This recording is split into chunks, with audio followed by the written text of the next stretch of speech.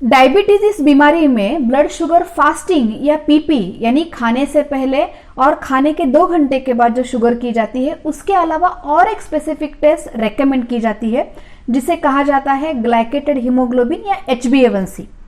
और ये हर बार सवाल उठता है कि ये टेस्ट क्यों करनी चाहिए, ये टेस्ट एग्जैक्टली होती क्या है और ये किसे करवानी चाहिए।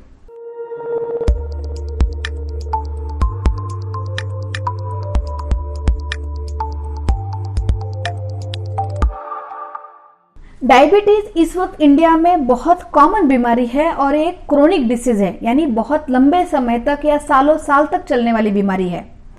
कई कारण की वजह से, जैसे वजन बढ़ना, कोई स्ट्रेस फैक्टर्स होना, फैमिली हिस्ट्री होना या बॉडी में कुछ चेंजेस आना या उम्र बढ़ना, ऐसे मल्टीपल फैक्टर्स की वजह से हमारे जो बॉडी में इंसुलिन और ग्लूकोज है उसका बैलेंस बिगड़ जाता है और ब्लड में जो शुगर की मात्रा है वो बढ़ने लगती है। जब ये शुगर की मात्रा बहुत ज्यादा बढ़ती है तब हम लोग डायबिटीज इस बीमारी से उस पेशेंट को लेबल करते हैं और उसे ट्रीटमेंट सजेस्ट करते हैं या मॉनिटरिंग सजेस्ट करते हैं। और जब ये फेज आता है तो शुगर जो हम लोग खाली पेट नापते हैं या खाने के 2 घंटे के बाद नापते हैं, उसी के साथ साथ एक टेस्ट बहुत बार सजेस्ट की जाती है जिसे कहा जाता है ग्लाइकेटेड हीमोग्लोबिन या HbA1c। ये जो HbA1c टेस्ट होता है वो इसलिए इंपॉर्टेंट है कि वो हमें पिछले 3 महीने में जो बॉडी में शुगर लेवल रह चुका है उसका एवरेज वैल्यू बताने में मदद करता है। तो मैं आगे बताऊंगी कि ये टेस्ट किस तरह से पिछले 3 महीने का एवरेज शुगर बता सकता है और ये जांच करना क्यों जरूरी है। लेकिन आगे बढ़ने से पहले मैं हूं doctor Sushma Jadhav, consulting physician के साथ साथ मैं थायराइड और डायबिटीज ऐसी बीमारियां भी इफेक्टिवली ट्रीट करती हूँ। और ये जो मेरा चैनल है जिसका नाम है हेल्थ सेवी और इसका मोटो है कि आप टेक्नो सेवी ऑलरेडी हो और अब हमें टेक्नो सेवी के साथ साथ आपको हेल्थ सेवी भी बनाना है। और इसके थ्रू हम लोग हर वीक एक इंटरेस्टिंग टॉपिक पे वीडियो लेके आते हैं, तो इस वीडियोस को लाइक करना, शेयर करना और चैनल को सब्सक्राइब करना ना भूलिए। तो हम देखते हैं HbA1c के बारे में। हमारे बॉडी में, हमारे खून में लाल पेशिकाएं रहते हैं जिसे कहा जाता है रेड ब्लड सेल्स, और इन आरबीसीज में हीमोग्लोबिन होता है और ये हीमोग्लोबिन का काम होता है कि ऑक्सीजन और बाकी न्यूट्रिशंस को बॉडी के हर पार्ट में पहुंचाना।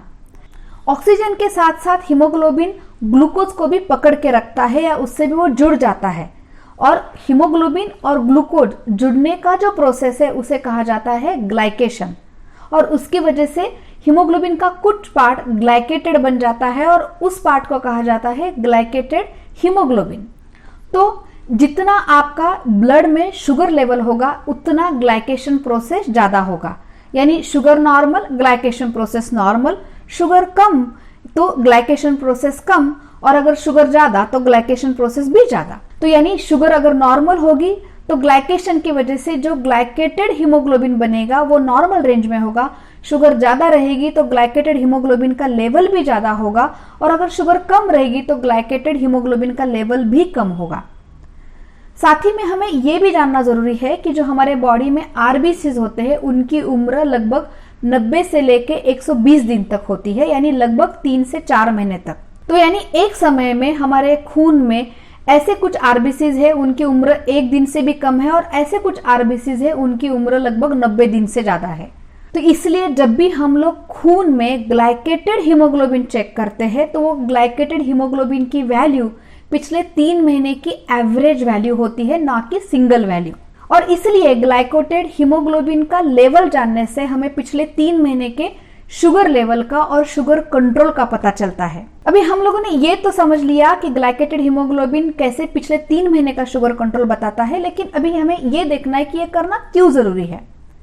कई बार हमारे फूड में कई वेरिएशंस होते हैं, जैसे कुछ त्योहार आ गया, शादी आ गई तो हमें मीठा हम लोग ज्यादा खा लेते हैं, या कभी हमारी मेडिसिन छूट गई या कभी हमारी मेडिसिन चेंज की तो शुगर में लेवल में फ्लक्चुएशंस हो सकता है।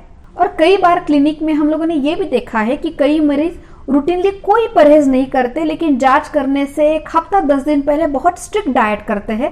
सो उसकी वजह से उनका फास्टिंग और जो खाने का बाद का शुगर है वो तो बहुत अच्छा आता है, लेकिन उसी समय अगर हम लोग HbA1c करते हैं तो उनकी चोरी पकड़ी जाती है। और इसलिए प्रॉपर शुगर कंट्रोल में है या नहीं है, डायबिटीज कंट्रोल में है या नहीं है, वो देखने के लिए शुगर फास्टिंग पीपी के अलावा HbA1c करना जरूरी है। तो डायबिटीज डायग्नोस करने के लिए या बीमारी का पता करने के लिए और साथ ही में डायबिटीज कंट्रोल है या नहीं है, दवाइयों का असर हो रहा है या नहीं हो रहा है, ये सारी चीजें समझने के लिए ग्लाइकेटेड हीमोग्लोबिन या HbA1c करना जरूरी है। और अब जाते जाते ग्लाइकेटेड हीमोग्लोबिन का नॉर्मल रेंज क्या है? तो जो नॉर्मल रेंज होता है उसको मैं 3 कैटेगरी में डिवाइड करूंगी। एक कि अगर वो जो ग्लाइकेटेड हीमोग्लोबिन है वो 5.5 से नीचे है या 5.5 से नीचे है तो उसे हम लोग एब्सोल्युटली नॉर्मल या वेल कंट्रोल कह सकते हैं। अगर वो 5.5 या 6.5 के बीच में है उसे हम लोग प्री डायबिटीज कहते हैं, यानी डायबिटीज शुरू होने से एक स्टेज पहले। और अगर किसी की भी वैल्यू 6.5 से ऊपर है तो उसे हम लोग डायबिटीज कहते हैं। ये रेंज हो गया ऐसे पर्सन के लिए जिसे डायबिटीज नहीं है। लेकिन अगर किसी को ऑलरेडी डायबिटीज है तो उसके लिए हमारा जो टारगेटेड HbA1c होता है, यानी कौन सी रेंज में HbA1c होना चाहिए, वो थोड़ा अलग होता है। ऑलरेडी जो डायबिटीज है उनके लिए HbA1c 6.5 से लेके 7 के बीच में रखना बहुत अच्छा है। लेकिन अगर वही बहुत ज़्यादा उम्र वाले लोग हैं या और कोई कॉम्प्लिकेशंस है या उनमें बार बार शुगर लो होने की तकलीफ है तो उनके लिए हमें थोड़ी सी फ्लेक्सिबिलिटी देनी होती है और उनके लिए हम लोग कई बार 7 से लेकर 7.5 भी HbA1c एक्सेप्ट करते हैं। तो ये आज का वीडियो कैसे लगा हमें जरूर बताइए। हम लोग अगले हफ्ते फिर मिलने वाले हैं। Take care.